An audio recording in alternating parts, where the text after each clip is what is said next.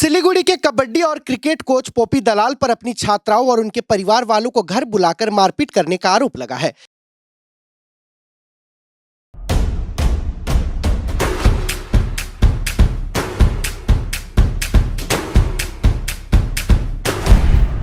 Stay tuned.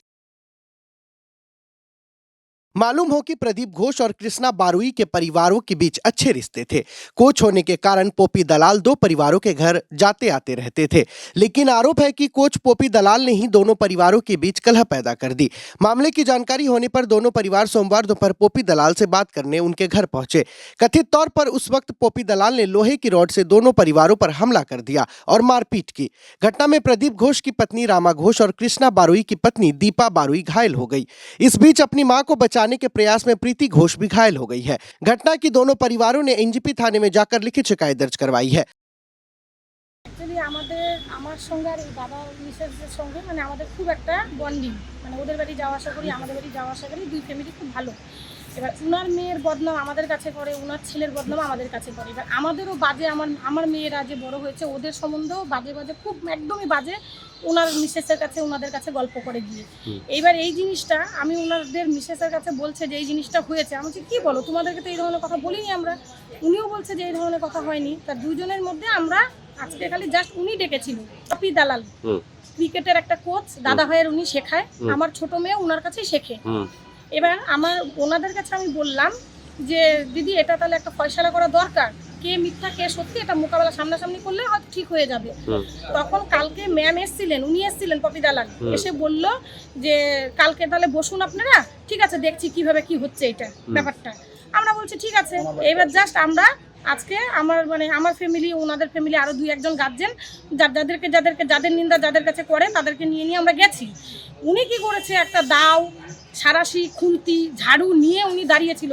আমরা খালি বলতে গেছি যে আমরা বসবো, বলে আপনারা কেন এসেছিস, তুই কেন এসেছিস, বেরো তোরা ঘর থেকে বেরো, আউট হয়ে যা। তারপরে লাস্টে জানেন না দাওটা এরকম ছুঁড়ে মারলো, একজন অবস্থা দেখেন খালি যে কেটে পড়েনি আমার। তারপরে এমন একটা লাথি মারলো আমাকে, আমি ছিটকে পড়ে গিয়ে ওনার মিসেস পড়ে গিয়ে কোমরে চোট পেয়ে গেল, দিয়ে ওনার মেয়েকে শুয়ে আছে এরকম লাথি জিনিসটা করেছে। আমার মেয়ের বাইকটা তার ছিঁড়ে দিয়ে বলছে কি পেট্রোল দিয়ে পুড়িয়ে দিব তোর বাইক চালানো, তো তোর বাইক পুড়িয়ে দিব। তাহলে বলেন এই ধরনের। আমার মেয়েটার কপাল পুরো চিড়ে দিয়েছে, পুরো প্যান্ট একদম ছিঁড়ে একদম এলাই কাণ্ড করেছে।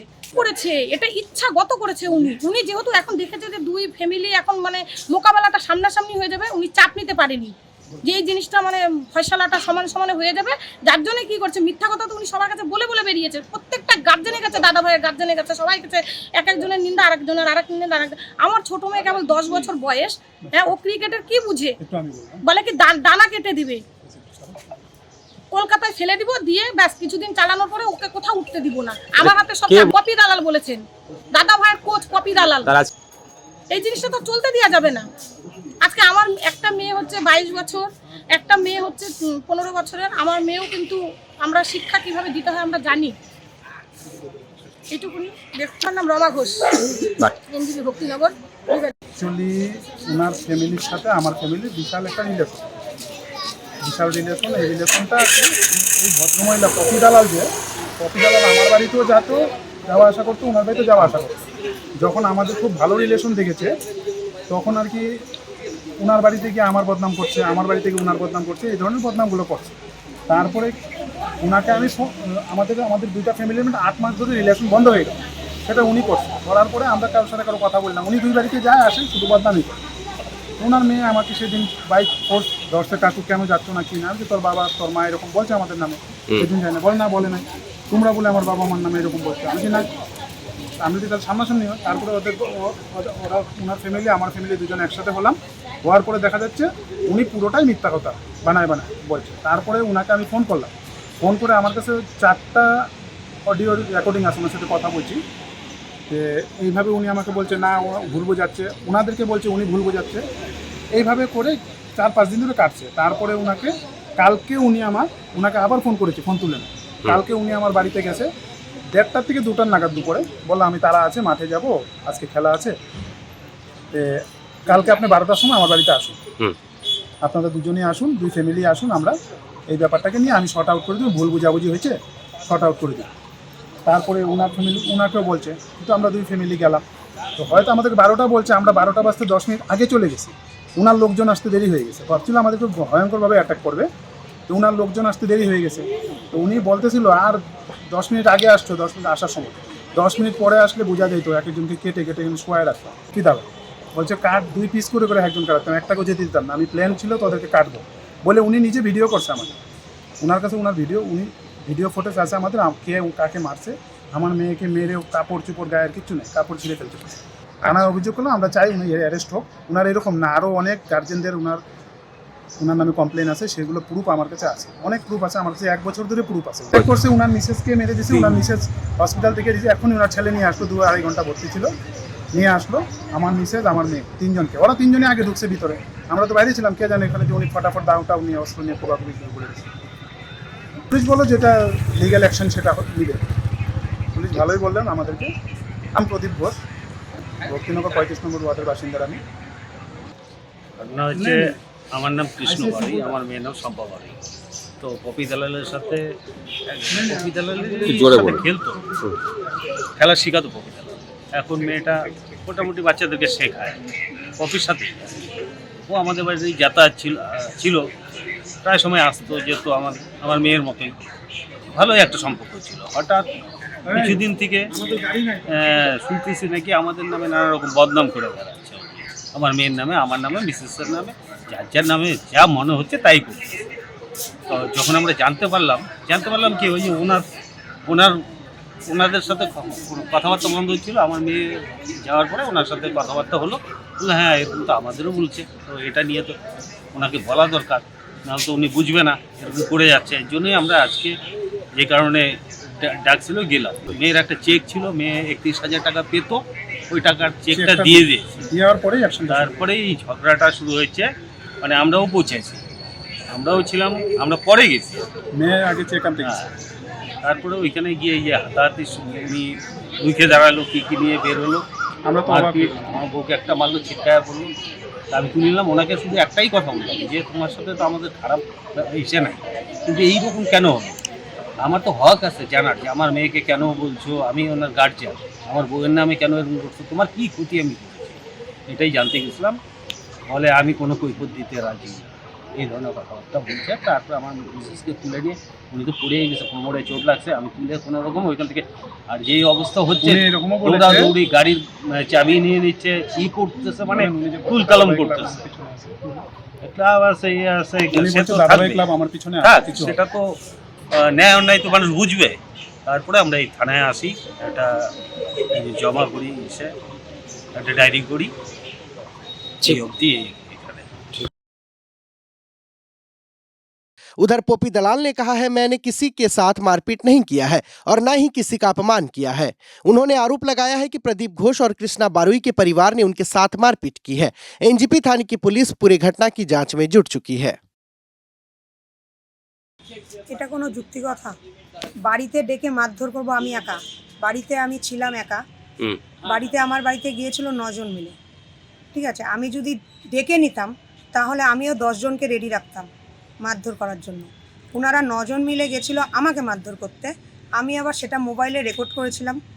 রেকর্ড করাতে আমি বলেছিলাম যে আপনাদের যা অভিযোগ আপনারা ক্লাবে আসেন, দাদাভাই ক্লাবে আসেন, ওখানে সমস্ত সদস্যরা থাকবে, তাদের সাথে আপনার মেয়েকে খেলায় নাই বা কী খেলায় নাই, কার মেয়েকে চান্স দিয়েছি, কাকে কী করেছি, সব অভিযোগ ওখানে বলবেন ওনারা। আমি আবার ওনাদের যে অকথ্য ভাষায় যে কথা বলছিলেন আর মার এই কর সেগুলো বলছেন, তো আমি সেটাকে রেকর্ড করছিলাম।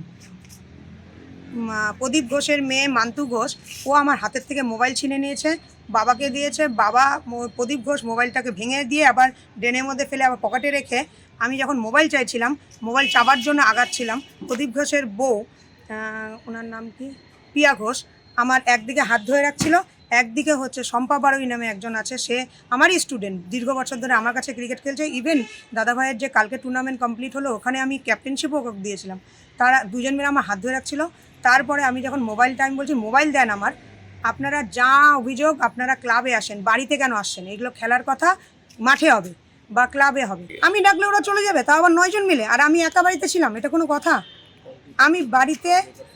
আমি বাড়িতে একা ছিলাম, আর আমি ডাকবো ওদের, ডেকে নিয়ে সকালবেলা আমি সেই 38 ন্যাশনাল গেমস উত্তরাখণ্ডে হলো, আমি কবাডি অফিসিয়াল ছিলাম। তারপরে এসে আবার মেয়েদের নিয়ে আলিপুরদুয়ার খেলতে গেছিলাম, আবার এখানে আসলাম। আমার প্রচুর মানে অফিসিয়াল ওয়ার্ক, যেটা ব্যাংকের বা LICর বা এগুলো দরকার, মানে তারপরে টুর্নামেন্টের আমাকে বাবুল কি যেন বাবুল পাল চৌধুরী আমার কালকে টুর্নামেন্ট শেষ হওয়ার পর আমাকে 50,000 টাকা হাতে দিয়েছিল।